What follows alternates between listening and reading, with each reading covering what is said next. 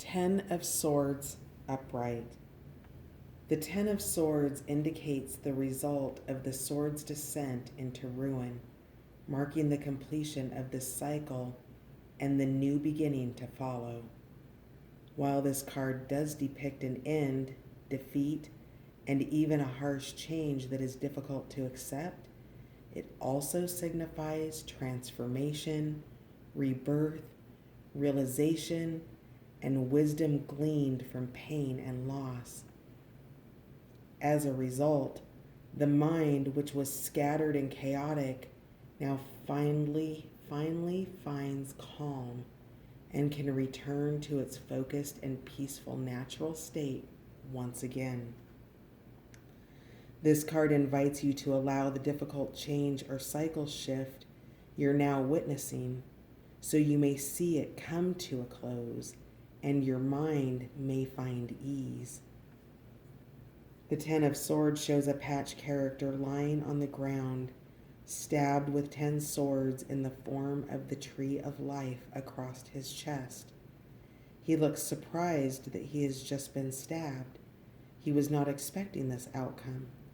However, above him, his spirit has already left his body, and now free from the pain and struggle that he was experiencing, looks upward to the next cycle. Upright, closure, reversed, torment, tree of life, Malkuth, astral signature, Sun in Gemini, key words, endings, crisis, finality, beginnings, rebirth, transformation, wisdom through pain and loss. Expanded description. Live by the sword, and you shall die by the sword. The Ten of Swords is the completed cycle of the suit of swords, blending into a new cycle and new beginnings. Even though we are about to embark on this new journey, the lessons learned through our hardships and pain shall not be forgotten. While it does represent an energy of loss and defeat, not all is lost in the end. This is illustrated by a patch character who has been stabbed by 10 swords in the form of the tree of life in his chest. He looks surprised, as this death was sudden and took him by shock, and his spirit can be seen peacefully exiting his body, rising into new horizons. Despite the traumatic pain that he experienced, his soul is already on to the next cycle of life, free from the pain and limitations of the physical dimension, eager to see what new experiences await. This card holds the energy of endings and completion, followed by rebirth, transformation, and the gaining of wisdom through pain and loss. The Ten of Swords is the end to the mental chaos that had been building for a while now. The swords are very mental in nature, and on the Tree of Life, this card represents Malkuth.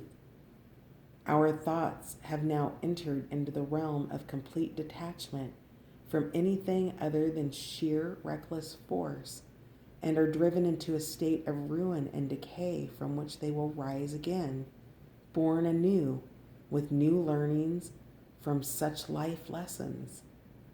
This card does not mean to imply a physical death, but rather that a transformation and rebirth is taking place, although perhaps a painful one at that. Energy is never destroyed, it only continues to change its form over and over again. With that understanding, the concept of death becomes a lot less scary and potentially even exciting. This card also describes closure, just putting a lid on it and calling it done. This card is heavily associated with a sudden realization of pain and loss, one that was unexpected in nature, but there is a flip side to this. With this release and a humble new beginning, The cycles of life start over again, infinitely flowing from one ending to the next beginning. It is up to you which side you wish to focus more on. There is so much wisdom and insight that can only be learned through experiencing painful situations, and you can use what you've learned to help others going through something similar. This may be difficult to accept at first, but in the end, it can create a beautiful outcome. The Ten of Swords asks you to let go and not resist changes in your life.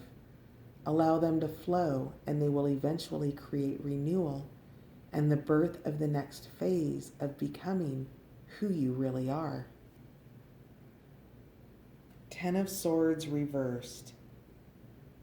The reverse of the Ten of Swords embodies the hardest aspects of pain associated with this card. And then instead of learning the lessons from this hardship and transitioning out of it, we continue repeating the cycles of hardship. This is done by ignoring the valuable information that should have been realized by such an extreme situation. It is the pain and death aspect of this card, but without the spiritual release and renewal, which is normally implied by this card. The swords sink deeper. The pain and depressed feelings linger, creating a sense of stagnation and torturing its victim. If this feeling came with a feeling of betrayal, upright, it may imply backstabbed and left to die.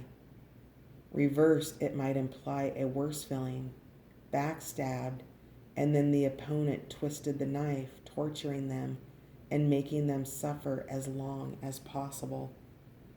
This becomes an unrelenting torment, which is incredibly difficult to correct inside of oneself without a great deal of emotional healing and support.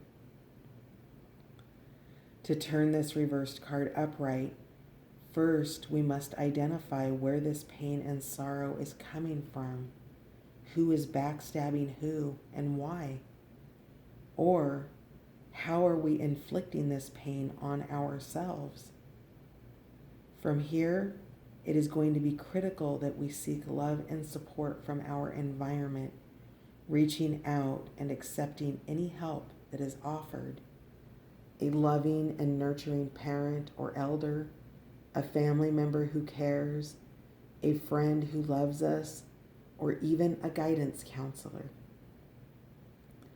If we can do this, we can bring about an actual resolution to the source of feelings inside of us, release our anger and pain, and begin to move forward in the direction of love and light.